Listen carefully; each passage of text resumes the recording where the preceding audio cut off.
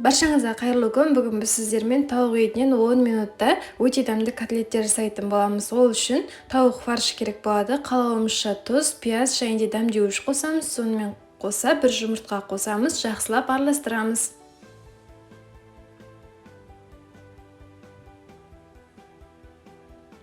Міне жақсылап араласқан соң бұрыш саламыз татымына қарай. Енді осылай нанды сулаймызды жақсылап сығып котлетіміздің ішіне салатын боламыз.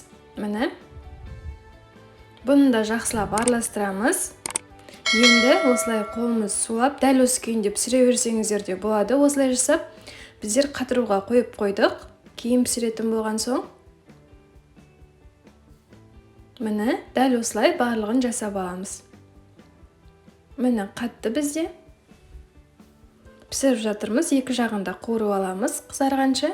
Осындай болып өте дәмді болып шығады. Міндетті түрде істеп көріңіздер. Рецепт ұнаса лайк басып, комментарий жазуды ұмытпаңыздар.